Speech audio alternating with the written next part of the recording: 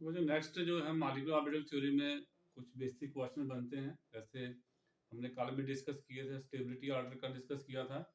Oxygen और nitrogen का जो कंपैरिजन है O2 पॉजिटिव और N2 पॉजिटिव, ये भी आपको एग्जाम में पूछा जा सकता है। आपको ऐसे करके क्वेश्चन आ सकता है, why O2 positive ion is more stable than N2 positive ion. तो ऐसा क्यों क्वेश्चन आएगा? क्योंकि बोथ O2 पॉजिटिव और N2 positive have same bond order. अगर आप कल का जो वीडियो है, प्रीवियस वीडियो है, उसको आप देखें, वहां पे हमने ऑक्सीजन और नाइट्रोजन के बॉन्ड ऑर्डर निकाले थे, मॉलिक्यूलर ऑर्बिटल डायग्राम भी ड्रा की थी। O2 पॉजिटिव का भी निकाला, O2 नेगेटिव का भी निकाला हमने, N2 पॉजिटिव का भी निकाला, N2 नेगेटिव का भी निकाला। तो वहां पे आपने ये नोट किया होगा कि O2 पॉजिटिव और N2 पॉजिटिव दोनों के बॉन्ड ऑर्डर क्या है? सेम है। तो अब हम जो स्टेबिलिटी है वो किसके बेसिस के ऊपर डिसाइड करेंगे कि कौन सा ज्यादा स्टेबल होगा और क्यों होगा।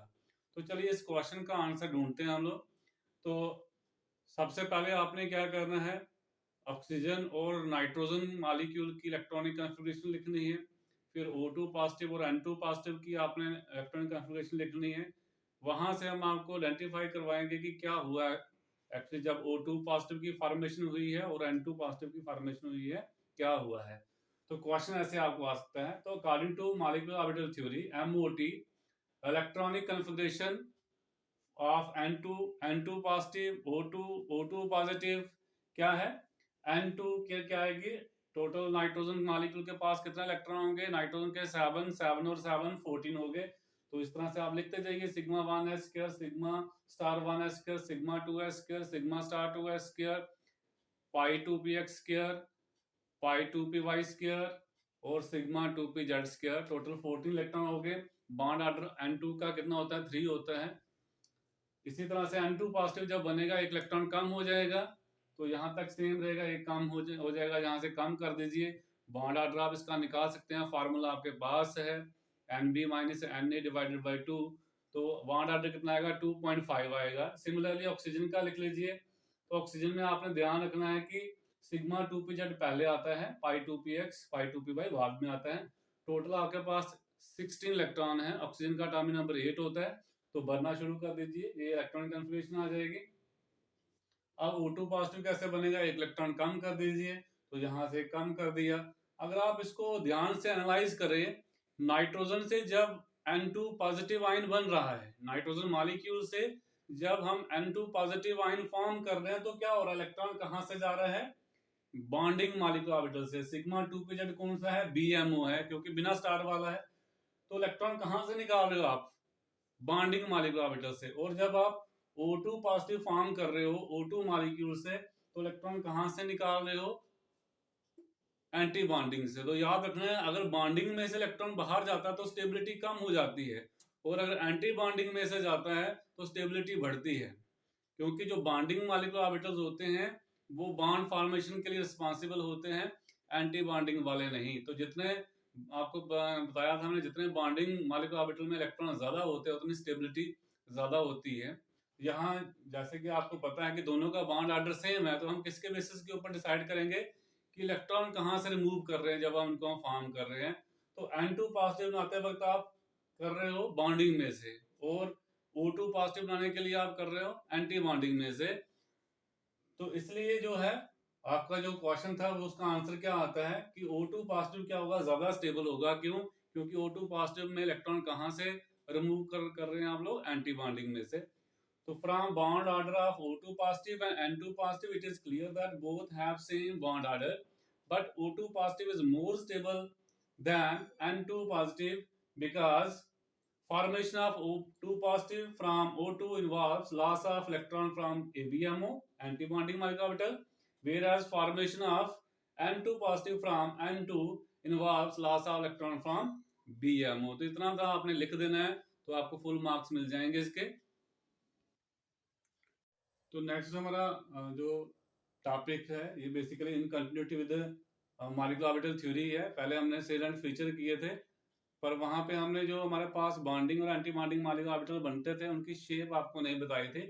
तो यहाँ पे हमने वो थोड़ा सा डिस्कस करना है। बाकी ऑलरेडी आपको बता चुके हैं कि BMO जो होते हैं बॉन्डिंग मॉलिक्यूलर ऑर्बिटल कैसे बनते हैं, जब जो एडिशन होती है और एंटी बॉन्डिंग कैसे बनते हैं, जब वेव फंक्शन जो होते हैं वो सब्ट्रैक्ट होते हैं। आपको याद होगा हमने उसमें किया था कि अगर क्रेस्ट क्रेस्ट के ऊपर फॉल करता है तो कंस्ट्रक्टिव इंटरफेरेंस होता है, और अगर क्रेस्ट रफ के ऊपर फॉल करता है तो क्या होता है, डिस्ट्रक्टिव इंटरफेरेंस।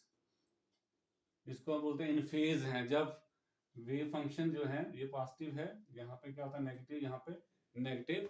तो जब वेव्स इस तरह से ट्रैवल करती है, दो एक एटम का वेव फंक्शन है, दूसरे एटम का वेव फंक्शन, यानी एक एटम का एटॉमिक ऑर्बिटल है और ये दूसरे का एटॉमिक ऑर्बिटल है, ये वाला। तो इसको हम क्या बोलेंगे कि ये क्या है, फेज में है। ये वेव्स क्या है, फेज में है। अगर ऐसा हो, एक का क्रेस्ट है दूसरे का क्या है, ट्रफ है, इसको हम बोलते हैं आउट ऑफ फेज। जब इस तरह से कंबाइन होंगे तो बीएमओ बनते हैं, जब इस तरह से कंबाइन होते हैं तो एबीएमओ बनते हैं। वो हमने पहले किया था साई ए प्लस साई बी, और यहाँ पे साई ए माइनस साई बी होगा, तो ये एबीएमओ फॉर्म करता है, ये बीएमओ। ये जनरल था। अब हम एटॉमिक ऑर्बिटल लेके आपको बताएंगे कि एबीएमओ और बीएमओ जब बनेंगे उनकी शेप कैसी होगी, उनके जो इलेक्ट्रॉन क्लाउड हैं वो कैसे दिखेंगे, इलेक्ट्रॉन क्लाउड कहाँ पे होगा, उनकी डेंसिटी कहाँ पे होगी, वो हम करने जा रहे हैं इसमें आगे। तो आपको पता है एटॉमिक ऑर्बिटल जो हमने कंसेप्ट आपको करवाया था बैलेंस बॉन्ड थ्योरी में, कि पाई बॉन्ड कैसे बनता है, सिग्मा बॉन्ड कैसे बनता है, वो आपको पहले ही पता होना चाहिए। ऑलरेडी आपको करवा चुके हैं कि जब atomic orbitals end to end overlap करते हैं, मान लीजिए हमारे पास एक जे एटम है और जो दूसरा एटम है, इसमें भी इसको भूल जाइए कुछ है, ये एक एटम है, ये एक एटम है, इन्होंने ऐसे आपस में कंबाइन हो गया। अगर बॉन्ड ऐसे बनना है, ये ऐसे बॉन्ड, ऐसे इनके बीच में जो बॉन्ड बना हुआ है, मान लीजिए एक एटम था, ये वाला एटम और ये वाला एक एटम था, इनके बीच में जो बॉन्ड बन गया है। ये बॉन्ड कैसे बन सकता है, ऐसे ओवरलैपिंग हो जाए या ऐसे हो जाए। अगर ऐसे ओवरलैपिंग हो रही हो तो जिस डायरेक्शन में बॉन्ड बन रहा है उसी डायरेक्शन में क्या हो रही है, ओवरलैपिंग हो रही है। इसको बोलते हैं एंड टू एंड ओवरलैपिंग। पर अगर ओवरलैपिंग ऐसे हो रही हो, बॉन्ड इस डायरेक्शन में बन रहा है बट ओवरलैपिंग इसके परपेंडिकुलर डायरेक्शन में हो रही है, ओवरलैपिंग यहाँ से ऊपर से हो रही है, नीचे से हो रही है, तो उसको हम क्या बोलते हैं, साइडवेज ओवरलैपिंग। जब इस तरह से ओवरलैपिंग होती है सिग्मा बॉन्ड बनता है, जब ऐसे बनती है होती है तो क्या बनता है, पाई बॉन्ड बनता है। जहाँ पे हमें बॉन्ड का कंसेप्ट नहीं लेना है, जहाँ पे हमें मॉलिक्यूलर ऑर्बिटल की बात करनी है। जब end to end atomic orbital overlap करेंगे तो जो मॉलिक्यूलर ऑर्बिटल बनेंगे उनको हम क्या बोलेंगे, सिग्मा मॉलिक्यूलर ऑर्बिटल। और जब साइडवेज ओवरलैप करके कंबाइन होके मॉलिक्यूलर ऑर्बिटल फॉर्म होंगे, उनको हम क्या बोलेंगे, पाई मॉलिक्यूलर ऑर्बिटल। अब इसमें दो टाइप के बनते हैं, अब वो आपको पता ही है, बॉन्डिंग और एंटी बॉन्डिंग। अब उनके बारे में हमें डिस्कस करना है, बॉन्डिंग मॉलिक्यूलर ऑर्बिटल कैसे बनते हैं, एंटी बॉन्डिंग मॉलिक्यूलर ऑर्बिटल कैसे बनते हैं। पर पाई और सिग्मा का कंसेप्ट आपको पहले ही पता होना चाहिए, सिग्मा कैसे बनेगा, पाई कैसे बनेगा, सिग्मा एंड टू एंड से, और पाई कैसे बनेगा साइडवेज ओवरलैप करने से, जहां एटॉमिक ऑर्बिटल के कंबाइन करने से।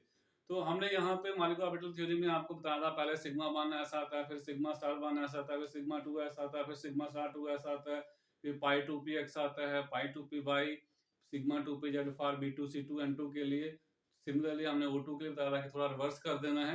तो ये जो पाई है, सिग्मा है, ये कैसे दिखते हैं, ये हमें थोड़ा सा डिस्कस करना है। तो पहली लाइन वही लिखी हुई है, if atomic orbital overlap along their internuclear axis, the molecular orbital formed is called sigma molecular orbital, and if atomic orbital overlaps sideways, the molecular orbital formed is called pi molecular orbital। जी जो पहले हमें valence bond theory में भी कर चुके हैं, वही concept यहाँ पे लागू होगा। तो बीएमओज कैसे फॉर्म होते हैं ये भी आपको पता है। बीएमओज आर फॉर्म्ड व्हेन क्या होता है, एडिशन होती है वेव फंक्शन की, पॉजिटिव साइन वाला वेव फंक्शन और दूसरे एटम का पॉजिटिव साइन वाला आपस में कंबाइन हो। अगर एक का पॉजिटिव वाला दूसरे का नेगेटिव वाले के साथ, ये पॉजिटिव नेगेटिव का मतलब क्या होता है, इलेक्ट्रॉन क्लाउड का साइन होता है, जहाँ पे इलेक्ट्रॉन की डेंसिटी बताता है। तो BMOs are formed, bonding molecular are formed when wave function undergoes addition, that is positive part of electron cloud of one atom, एक एटम का पॉजिटिव पार्ट इलेक्ट्रॉन क्लाउड का किसके साथ कंबाइन हो, positive part of electron cloud of other atom, दूसरे atom के positive part of electron cloud के साथ कंबाइन हो। और एबीएमओज कैसे बनते हैं, जब पॉजिटिव किसके साथ कंबाइन होता है, नेगेटिव के साथ कंबाइन होता है। तो चलिए हम, जब एस एस जो है, एस जो होता है वो आपको पता होना चाहिए स्फेरिकल होता है। एस की शेप कैसी होती है, सफीर की तरह, उसकी कोई पर्टिकुलर डायरेक्शन नहीं है कि वो जैसे पी ऑर्बिटल होते हैं वो ऐसे भी ओवरलैप कर सकते हैं, ऐसे भी ओवरलैप कर सकते हैं। पर सफीर क्या है, ये हर तरफ से एक जैसा, उसकी कोई डायरेक्शन नहीं है, हर तरफ से वो स्फेरिकल जो शेप होगी, जैसे फुटबॉल मैंने कहा आपको, जहाँ जो क्रिकेट बॉल होती है दैट इज स्फेरिकल शेप, तो वो कहीं से भी ओवरलैप करेगा, हमेशा एंड टू एंड ओवरलैप ही होगा। तो एस जब भी ओवरलैप करेगा, जब भी कंबाइन होगा, हमेशा क्या फॉर्म करेगा, सिग्मा मॉलिक्यूलर ऑर्बिटल फॉर्म करेगा। तो पहले हम एस एस की बात कर लेते हैं। तो एस एस के कंबाइन होने के दो तरीके हैं। एक एटम का जो है पॉजिटिव इलेक्ट्रॉन क्लाउड और दूसरे का नेगेटिव, या हम कह सकते हैं पॉजिटिव वेव फंक्शन, दूसरे का पॉजिटिव वेव फंक्शन आपस में कंबाइन हो, एक का पॉजिटिव दूसरे के नेगेटिव के साथ कंबाइन हो। यानी कि इस तरह से हो सकता है पहले वाला केस, दूसरा इस तरह से हो सकता है, ये वाला, ये पॉजिटिव है, ये नेगेटिव है, ऐसे हो सकता है। अगर ऐसा होता है तो बनेगा हमारे पास BMO। अगर इस तरह से होता है तो क्या बनेगा, ABMO। तो हम एस एस की बात करते हैं। एस तो आपको पता है स्फेरिकल है, ये एक एस का पॉजिटिव पार्ट, दूसरे के एस के पॉजिटिव पार्ट, ये जो डॉट है इसका मतलब न्यूक्लियस है एटम का।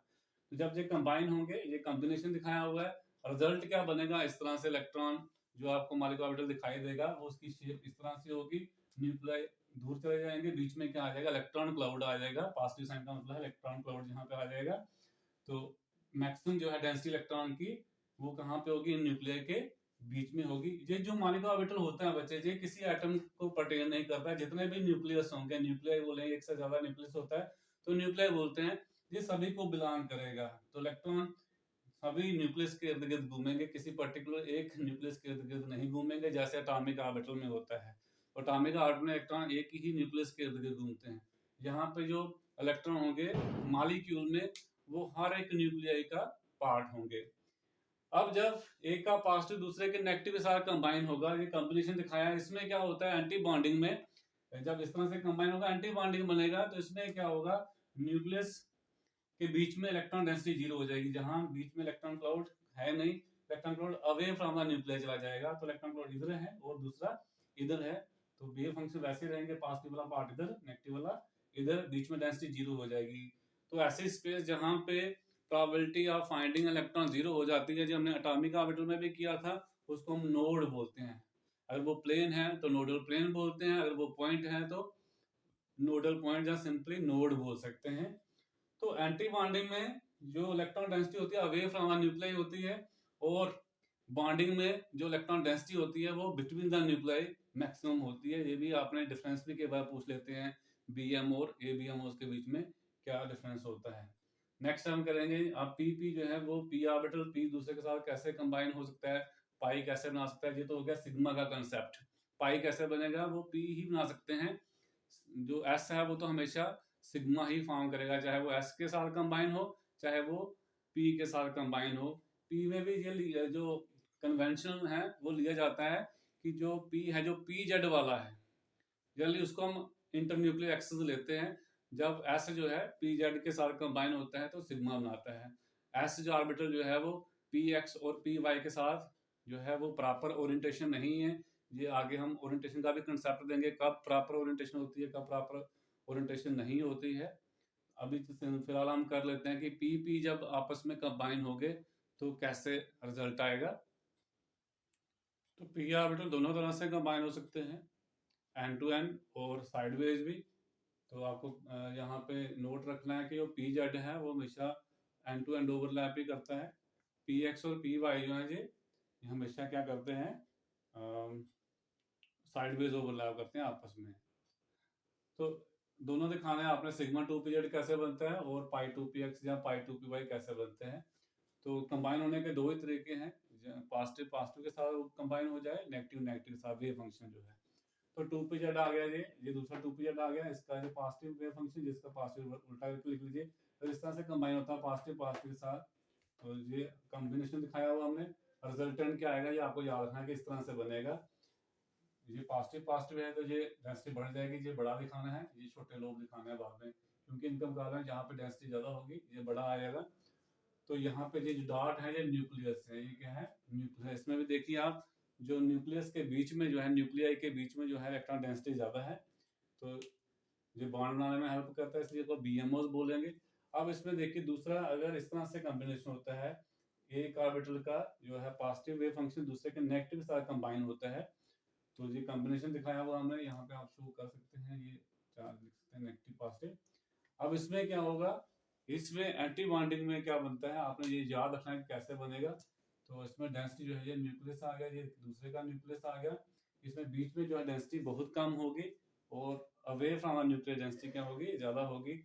इनफैक्ट यहाँ पे हम देखें ये बीच में गैप है, यहाँ पे जीरो डेंसिटी है, तो इसलिए ये यहाँ पे जो इलेक्ट्रॉन जाएगा एंटी बॉन्डिंग में, वो बॉन्ड बनाने में हेल्प नहीं करता है, वो बॉन्ड को तोड़ने में हेल्प करेगा। तो इसलिए हमने जो पीछे एग्जांपल की थी कि जो N2 पॉजिटिव और O2 पॉजिटिव का स्टेबिलिटी का कंपेयर किया था, इसी के बेसिस के ऊपर किया था कि अगर बॉन्डिंग में से इलेक्ट्रॉन निकलता है तो स्टेबिलिटी कम होती है, एंटी बॉन्डिंग में से निकलता है तो स्टेबिलिटी बढ़ती है। अब Px और Px आपस में कंबाइन होंगे तो पाई 2px बनेगा और पाई स्टार 2p x बनेगा। वो कैसे बनेगा आपको पता है, पॉजिटिव पॉजिटिव से ओवरलैप करवाना है, ये पॉजिटिव पार्ट, ये नेगेटिव, ये पॉजिटिव नेगेटिव, ये आपस में कंबाइन होंगे। तो इस तरह से कॉम्बिनेशन दिखाया है। ऊपर भी इलेक्ट्रॉन डेंसिटी बढ़ जाएगी, नीचे भी, क्योंकि सेम चार्जेस ऐड हो जाएंगे। तो ये न्यूक्लियस आ गया, ये जो डॉट जहाँ पे लिखना है ये न्यूक्लियस है, ये इसका न्यूक्लियस है और ये इसका न्यूक्लियस है। तो यहाँ पे जो है शेप आपने याद रखनी है, पाई 2px इस तरह से दिखाई देता है। और पाई स्टार जो 2px होगा वो कैसे दिखाई देगा, जब पॉजिटिव नेगेटिव के साथ ओवरलैप करेगा, पॉजिटिव नेगेटिव नेगेटिव पॉजिटिव। तो ये दिखा दिए, कॉम्बिनेशन दिखा दीजिए। उसके बाद जो शेप है वो इंपॉर्टेंट है, याद रखने की कैसे बनती है, पाई स्टार 2px कैसा होता है ये आपने कर देना है। बीच में डेंसिटी आपने जीरो लिखनी है, ये हमेशा रखना है। एंटी बॉन्डिंग में न्यूक्लियर के बीच में डेंसिटी क्या रहेगी, जीरो रहेगी। तो ये आपका आ गया पाई स्टार 2px। तो ये आपको एक नज़र लगा लेनी है, इतना ज़्यादा इनकी जो है लर्न करने की जरूरत नहीं है, एक दो बार नज़र लगा लीजिए कैसे होते हैं। जो सिग्मा होते हैं और पाई कैसे बनते हैं, उनकी शेप कैसी होती है, ये आपने याद रखना है। सिग्मा एस और सिग्मा स्टार एस कैसे दिखते हैं, सिग्मा जेड पी जेड और सिग्मा स्टार पी जेड कैसे दिखते हैं, पाई पी एक्स और पाई स्टार पी एक्स, पाई पी वाई और पाई स्टार पी वाई कैसे दिखाई देते हैं। मैंने यहाँ पे 2 लिया है, 3p के साथ कंबाइन हो सकता है, 2p के साथ, जिनकी एनर्जी सेम होगी। 2p 3p के साथ नहीं होगा, 2p 4p के साथ नहीं होगा, ये ध्यान रखना है। तो ये कंडीशंस हमने करनी भी है कि कौन से ऑर्बिटल आपस में कंबाइन हो सकते हैं। तो सिमिलरली मैंने यहाँ पे px किया, आप इसी को यहाँ पे y लिख लीजिए, वो भी ऐसे ही है, y लिख लीजिए, यहाँ पे पाई 2p y बना लीजिए, यहाँ पे y लिख लीजिए, वहाँ पे पाई स्टार 2p y बना लीजिए, वो एक जैसे ही हैं। ये पी जेड का है और ये पी एक्स और पी वाई के लिए रहेगा, उनकी भी शेप ऐसी ही दिखाई देगी।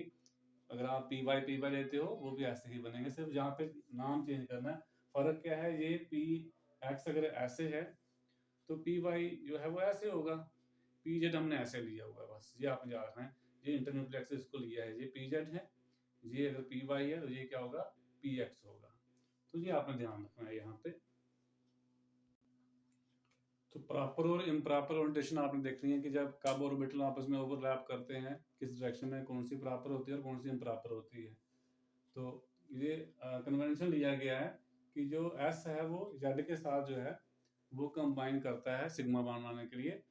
तो ये हमारे पास एस ऑर्बिटल है, ये पी जेड है, इस एक्सिस को हम जेड एक्सिस ले रहे हैं, यानी इंटरन्यूक्लियर एक्सिस जो है वो ली जाती है अलॉन्ग जेड एक्सिस। ये याद रखना आप लोगों ने, जो इंटरन्यूक्लियर एक्सिस है उसको क्या कहा गया, अलॉन्ग किस डायरेक्शन में लेनी है आपने, जेड एक्सिस। तो ये पी जेड है और जैसा ऑर्बिटल ऐसा ऑर्बिटल तो हर तरफ से एक जैसा होता है, जो प्रॉपर ओरिएंटेशन है ओवरलैप करने की। अब ये पी जेड है, ये पी जेड है, इस तरह से अगर ओवरलैप करते हैं, ये भी प्रॉपर ओरिएंटेशन है ओवरलैप करने की। अब ये पी जेड है और ये पी एक्स है, ये जेड एक्सिस है, ये इसी डायरेक्शन के लॉन्ग ओवरलैप करते तो प्रॉपर होती, पर ये लॉन्ग जेड एक्सिस है, ये लॉन्ग वाई एक्सिस है, जहाँ लॉन्ग ये एक्स एक्सिस है, पी एक्स है तो लॉन्ग एक्स एक्सिस है लोब इसके, तो ये क्या होगी, इम्प्रॉपर ओरिएंटेशन होगी। अब ये पी वाई के साथ भी उसका है, पी एक्स ऐसे है, पी वाई ऐसे है, तो ये पी जेड है, ये ऐसे है, पी जेड ऐसे है, पी एक्स ऐसे है और पी वाई ऐसे है। तो पी वाई के साथ भी पी जेड जब ओवरलैप करेगा, this is not proper orientation, ये भी इम्प्रॉपर होगी। अब एस अगर पी एक्स के साथ कंबाइन करता है, क्योंकि हमने बोला है ओरिएंटेशन जो है, जो हमने इंटरन्यूक्लियर एक्सिस उसको लिया हुआ है जेड एक्सिस, जी जेड एक्सिस है, और जो पी एक्स है वो इस तरह से है, जब इसके साथ ऐसे ओवरलैप करेगा तो भी ये क्या होगी, इम्प्रॉपर ओरिएंटेशन होगी। तो ये दो जो है इस तरह से अगर ओवरलैपिंग होती है, कॉम्बिनेशन होती है, इसको हम बोलते हैं प्रॉपर ओरिएंटेशन। और ये कौन सी है, इम्प्रॉपर है, याद रखना आप लोगों ने। अगर इस तरह से ओवरलैप करेंगे तो बनेगा ऑर्बिटल जो है कंबाइन हो पाएंगे, अगर इस तरह से होंगे तो ऑर्बिटल आपस में कंबाइन नहीं हो पाएंगे, ये इम्प्रॉपर ओवरलैपिंग है या इम्प्रॉपर कॉम्बिनेशन है, और ये कौन सी है, प्रॉपर कॉम्बिनेशन है। ये थोड़ा सा आपने ध्यान रखना है, इसको भी याद करने की जरूरत नहीं है, जस्ट एक दो बार इसको नजर लगा लीजिए। आपको पता होना चाहिए कि प्रॉपर ओरिएंटेशन क्या होती है ओवरलैप करने के लिए, और इम्प्रॉपर ओरिएंटेशन क्या होती है, ये आपको पता होना चाहिए। तो मुझे कई बार एग्जाम में क्वेश्चन आ जाता है, what are difference between bonding and antibonding molecular orbitals.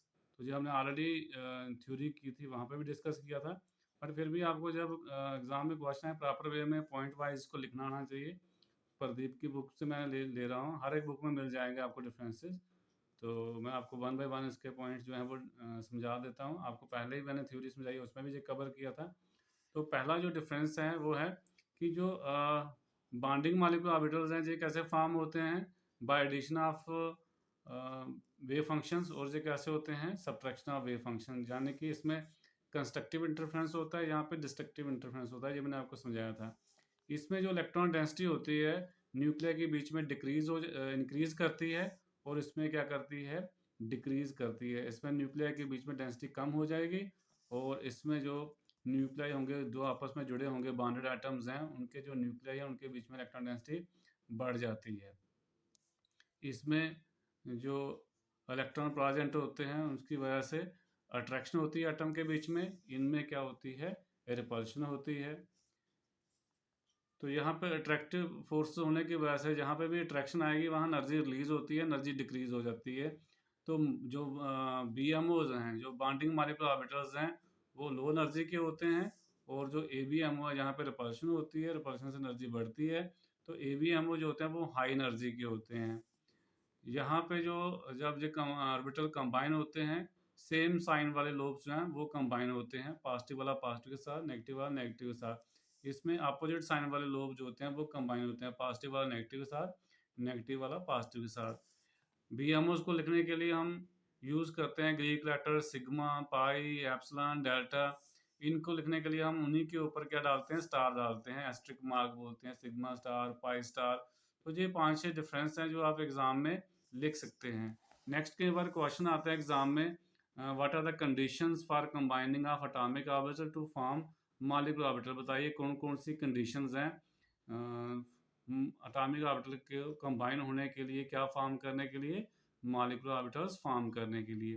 तो ये 3 कंडीशंस हैं जो आपने लर्न कर लेनी है, चाहे आप सीधी कंडीशन ही याद कर लीजिए, मैं आपको इनके आगे भी एलैबोरेट करके बताता हूँ। पहली कंडीशन ये है कि atomic orbital should have comparable energy. सिर्फ और सिर्फ वही ऑर्बिटल आपस में कंबाइन होंगे जिनकी अपनी एनर्जी जो है वो कंपेरेबल होगी एक दूसरे के साथ। फॉर एग्जांपल हम कहें 1s जो है वो 1s के साथ कंबाइन होगा, क्योंकि 1s और 1s की एनर्जी क्या होगी अप्रॉक्सीमेटली, अगर सेम एटम है तो ये सेम ही होगी, अगर दूसरा एटम भी है कोई तो उसके साथ भी चांसेस हैं कंबाइन होने के। बट अगर हम कहें 1s जो है वो 3s के साथ कंबाइन होगा या 3p के साथ कंबाइन होगा, ऐसा नहीं होगा।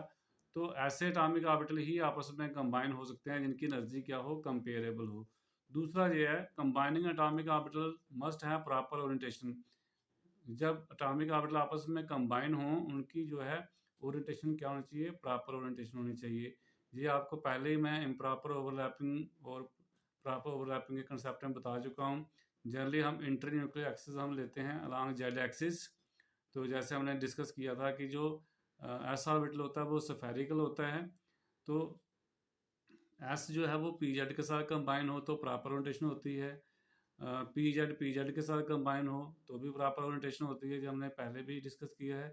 पी जेड और पी एक्स आपस में ओवरलैप करें तो इम्प्रॉपर ओरिएंटेशन होगी। वो जो मैंने पहले वीडियो डाला उसमें आप देख लीजिए, वहाँ पे उनकी डायग्राम भी ड्रा की हुई है। तो जब ऑर्बिटल आपस में कंबाइन हो, कंबाइनिंग एटॉमिक ऑर्बिटल की प्रॉपर क्या होनी चाहिए, ओरिएंटेशन होनी चाहिए। तीसरा जो है, ओवरलैपिंग का जो एक्सटेंट है बहुत लार्ज होना चाहिए। तो extent of overlapping should be large. जितना ज़्यादा ओवरलैपिंग होगा उतनी ज़्यादा इलेक्ट्रॉन डेंसिटी न्यूक्लियर के बीच में रहेगी और उतना ज़्यादा स्टेबल मॉलिक्यूल बनेगा। तो ये जो 3 कंडीशंस हैं ये आपने लर्न कर लेनी है, ऊपर वाले डिफरेंसेस भी लर्न कर लेने हैं।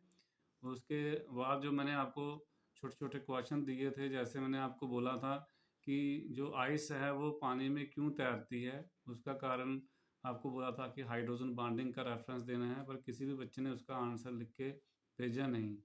तो वो आपको दिया है, आपने करना है। अगर आपको नहीं समझ आ रहा है तो आप प्लीज़ व्हाट्सएप पे मुझे लिखिए, सर हमें नहीं मिल रहा है या हमें समझ नहीं आ रहा है, तो मैं फिर आपको एलैबोरेट करके बताऊँगा। क्योंकि कुछ काम आपने भी करना है, सारा मैं ही करूँगा तो मुश्किल पड़ जाएगी फिर।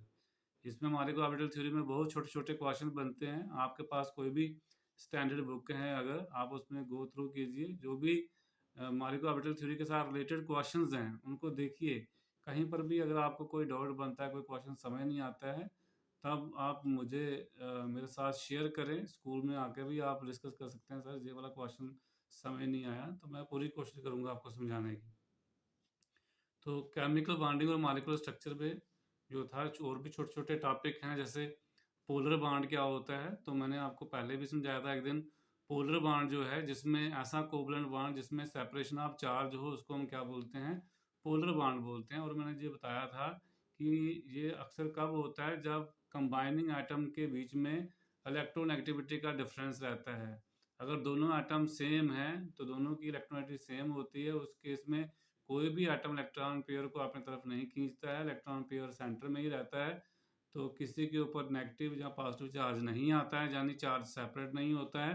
तो ऐसे बॉन्ड को हम नॉन पोलर बॉन्ड बोलते हैं। मैंने वहाँ पे एग्जांपल दी थी आपको, जैसे हाइड्रोजन मॉलिक्यूल है, उसमें जो एच के बीच में बॉन्ड है वो नॉन पोलर बॉन्ड है। ऐसे ही ब्रोमीन के बीच में बी आर के बीच में जो है वो भी नॉन पोलर है। क्लोरीन वाला सी एल के बीच में भी नॉन पोलर है। अगर दोनों एटम डिफरेंट इलेक्ट्रोनेगेटिविटी वाले हैं, जैसे एच की एग्जांपल दी थी, एच की एग्जांपल दी थी, तो वो सभी क्या हैं? पोलर हैं, क्योंकि क्लोरीन हाइड्रोजन से ज़्यादा इलेक्ट्रोनेगेटिव है, और जो ब्रोमीन है वो भी इलेक्ट्रोनेगेटिव ज़्यादा है। तो वो क्या करेंगे, जो शेयर्ड पेयर होगा ड्यू टू हाई इलेक्ट्रोनेगेटिविटी की वजह से अपनी तरफ अट्रैक्ट करेंगे। तो हाइड्रोजन के ऊपर पॉजिटिव चार्ज आएगा स्मॉल, क्लोरीन, ब्रोमीन, फ्लोरीन, इन सब के ऊपर क्या आएगा? Small negative. तो ऐसे बॉन्ड को जिसमें चार्ज सेपरेट हो जाए, एक एंड के ऊपर पॉजिटिव चार्ज, दूसरे एंड के ऊपर नेगेटिव चार्ज, ऐसे बॉन्ड को हम क्या बोलते हैं? पोलर बॉन्ड बोलते हैं। तो कई बार कंसेप्ट आता है पोलर मॉलिक्यूल्स क्या होते हैं। तो ध्यान रखिए, ऐसा कोई भी मॉलिक्यूल जिसमें एक ही कोवलेंट बॉन्ड हो, जहाँ एक ही पोलर बॉन्ड हो, वो हमेशा मॉलिक्यूल पोलर होता है। पर ऐसा कोई मॉलिक्यूल जिसमें एक से ज़्यादा पोलर बॉन्ड हैं, वो पोलर मॉलिक्यूल हो भी सकता है, नहीं भी हो सकता है। किसी भी मॉलिक्यूल को पोलर ना पोलर देखने के लिए आपको उसकी क्या देखनी पड़ती है? Dipole moment. तो डायपोल मोमेंट जो होता है वो होता है ई इंटू डी। कोई भी दो चार्ज जब सेपरेट होते हैं, उनके बीच का जो डिस्टेंस है वो लेना है, और दोनों चार्जेस में से कोई भी चार्ज ले लीजिए, उसका मैग्नीट्यूड ले लीजिए, दोनों का प्रोडक्ट जो होता है वो दैट इज डायपोल मोमेंट होता है। और डायपोल मोमेंट जो होता है वेक्टर क्वांटिटी है, इसकी डायरेक्शन हम लेते हैं पॉजिटिव टू नेगेटिव। तो कोई भी मॉलिक्यूल जब हम देखेंगे क्या पोलर है या नॉन पोलर है, उसमें आपको डायपोल मोमेंट देखना पड़ेगा। अगर किसी मॉलिक्यूल का डायपोल मोमेंट जीरो आ जाता है, तो वो मॉलिक्यूल नॉन पोलर होगा। अगर जीरो से ज़्यादा आता है, ग्रेटर दैन जीरो आता है, जहाँ हम कह सकते हैं नॉट इक्वल टू जीरो, वो मॉलिक्यूल पोलर होगा। तो किसी भी मॉलिक्यूल में अगर एक से ज़्यादा पोलर बॉन्ड हैं, वो पोलर हो भी सकता है मॉलिक्यूल, नहीं भी हो सकता है, डिपेंड करता है उसका डायपोल मोमेंट कितना है। अगर पोलर बॉन्ड होने के बावजूद भी उसका डायपोल मोमेंट जीरो आ जाता है, तो मॉलिक्यूल नॉन पोलर हो जाएगा। बट अगर उसका डायपोल मोमेंट जीरो नहीं आता है, तब वो पोलर होगा। जैसे हम बात करें कार्बन टेट्राक्लोराइड की, CCl4, तो इसमें चारों बॉन्ड जो है, CCl के चार बॉन्ड हैं, एक C और Cl के बीच में, दूसरा भी कार्बन और क्लोरीन के बीच में, तीसरा भी कार्बन क्लोरीन के बीच में, क्योंकि चार क्लोरीन है, चार अलग अलग बॉन्ड हैं सेम कार्बन के साथ। चारों जो है वो पोलर बॉन्ड हैं, क्योंकि क्लोरीन की इलेक्ट्रोनेगेटिविटी कार्बन से ज़्यादा है। बट जब हम इसका डायपोल मोमेंट देखते हैं, वेक्टर क्वांटिटी है, उस हिसाब से वो जीरो आता है। तो कार्बन टेट्राक्लोराइड जो है वो पोलर बॉन्ड होने के बावजूद भी नॉन पोलर मॉलिक्यूल है। इसी तरह से आप क्लोरोफॉर्म की एग्जांपल ले लें, CHCl3, उसमें एक H आ गया, तीन क्लोरीन है। तो ये जो मॉलिक्यूल है, इसमें तीन पोलर बॉन्ड हैं, जो CCl के बीच में, और चौथा पोलर बॉन्ड है CH के बीच में। तो अब जो है, इसमें नेट डायपोल मोमेंट जीरो नहीं होती है, इसलिए CCl4 जो था वो नॉन पोलर था, बट CHCl3 जो है क्लोरोफॉर्म, जब वो पोलर हो जाता है।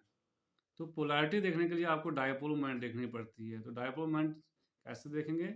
आपने वेक्टर्स देखने, अगर दो वेक्टर इक्वल हों, अपोजिट डायरेक्शन में हो, तो वो कैंसिल हो जाते हैं। बट अगर अनइक्वल हो, फिर वो कैंसिल नहीं होते हैं, बड़े में से छोटा निकाल लेना है, तो नेट रिजल्टेंट जो आएगा वो डिसाइड करेगा कि मॉलिक्यूल पोलर है या नॉन पोलर है। तो ये आपने छोटे छोटे क्वेश्चन चैप्टर में देख लेने हैं। इसी के साथ ये चैप्टर आपका कंप्लीट हो गया है। इसमें और भी छोटी छोटी जो डेफिनेशन है, बॉन्ड लेंथ क्या होती है, बॉन्ड एनर्जी क्या होती है, बॉन्ड एंगल क्या होता है, तो ये तीनों जो हैं ये आपने देख लेने हैं। अगर इनमें किसी में भी आपको कोई भी डाउट है, बॉन्ड लेंथ क्या होती है, बॉन्ड एंगल क्या होता है, बॉन्ड एनर्जी क्या होती है, कौन से फैक्टर्स हैं, अगर नहीं आते हैं तो प्लीज़ आप जो है व्हाट्सएप पे मुझे लिख दीजिए, सर हमने ये समझ नहीं आया है, तो मैं एक video bond angle, bond length और बॉन्ड एनर्जी के ऊपर आपको बना के दूंगा पूरा डिटेल में कि कौन से फैक्टर हैं जिनके ऊपर बॉन्ड एंगल डिपेंड करता है, बॉन्ड लेंथ किसके ऊपर डिपेंड करती है, बॉन्ड एनर्जी किसके ऊपर डिपेंड करती है। तो क्योंकि ऑलरेडी मैंने दूसरे किसी के यूट्यूब वीडियो देख भेजे थे, उसमें शायद वो कवर हो गया था bond angle, bond length, bond energy, इसलिए मैंने खुद का नहीं बनाया है। पर अगर आपको नहीं समझ आ रहा है तो आप ज़रूर मेरे साथ शेयर करें, मैं आपको अपना अलग से वीडियो इस पर बना के भेज दूंगा। तो इस चैप्टर को अच्छे से आप रिवाइज कीजिए, इसका टेस्ट होगा आपका। अब हम नेक्स्ट चैप्टर स्टार्ट करेंगे, classification of matter. Thank you, have a nice day.